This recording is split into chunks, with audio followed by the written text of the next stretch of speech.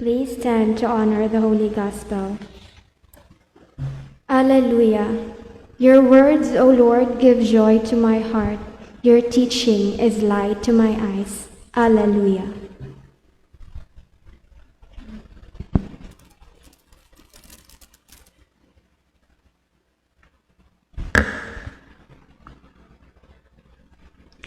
The Lord be with you. And with your spirit. A reading from the Holy Gospel according to Matthew. Glory to you, O Lord. Jesus summoned his 12 disciples and gave them authority to expel unclean spirits and to cure sickness and disease of every kind. The names of the 12 apostles are these. First, Simon, now known as Peter, and his brother Andrew. James, Zebedee's son, and his brother John. Philip and Bartholomew, Thomas and Matthew, the tax collector. James, son of Alphaeus, and Thaddeus, Simon the Zealot, party member, and Judas Iscariot, who betrayed him.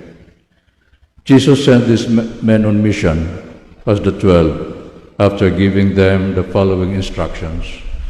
Do not visit pagan territory, and do not enter a Samaritan town. Go instead after the lost sheep of the house of Israel. As you go, make this announcement: the reign of God is at hand. The Gospel of the Lord. Praise to you, Lord Jesus Christ. My dear brothers and sisters in Christ, good afternoon. So our Novena Mass is in preparation for the feast of Our Lady of Mount Carmel.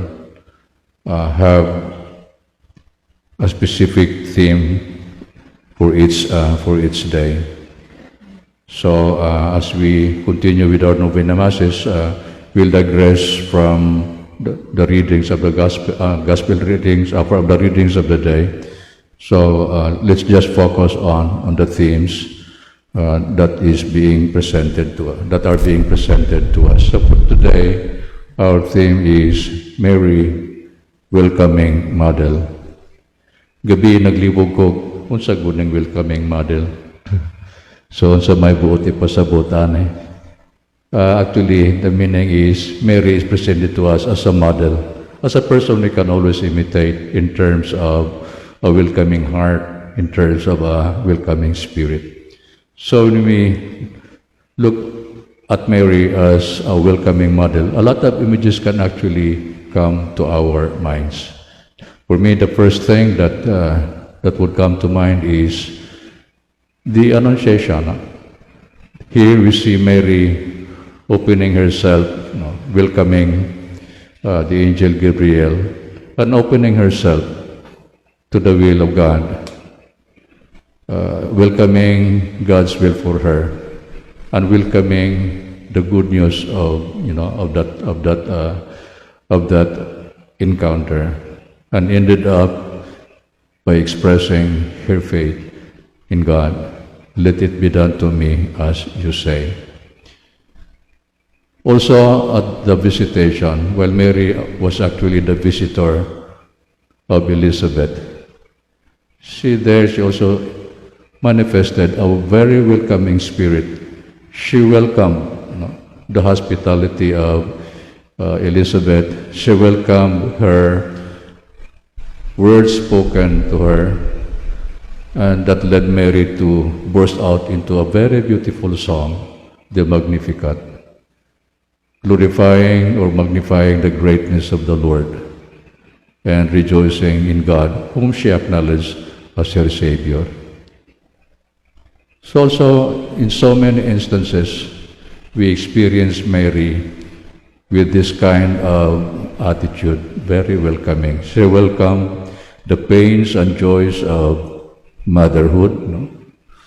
For example, she welcomed the difficulty, the pain and suffering of giving birth to her child Jesus in the manger,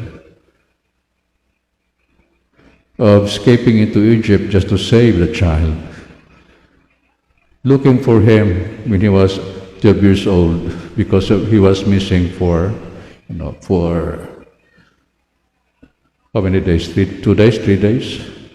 And finally, embracing the pain as she watched her son carry the cross and finally dying on the cross. So actually, if you see, if there is anybody who knows the depths of our own pain and suffering, it is always the Blessed Virgin Mary, because she had been there. She had been there. But of course, it's not only pain, welcoming pain and suffering in life, but also the joys, the joys of life. Can just share with her how she welcomed the joy, of becoming the mother of a child, welcoming the shepherds who went to visit the child, welcoming the Magi who came to worship the child.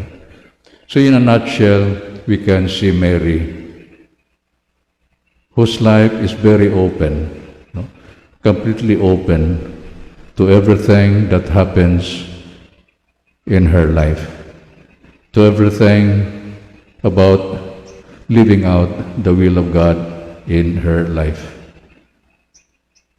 So Mary's ways of welcoming both pain and joy in life can also be our own way.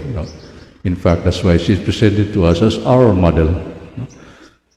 Her welcoming attitude can also be our own.